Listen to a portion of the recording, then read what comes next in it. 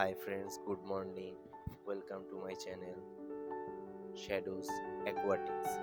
তো ফ্রেন্ডস, আপনাদের জন্য আমরা নিয়ে এসেছি বিভিন্ন রকমের অ্যাকুরিয়াম ফিশ রিলেটেড ইনফরমেশন এবং ফিশ ফুড ও ফিশ মেডিসিন এবং ফিশ ট্যাঙ্ক।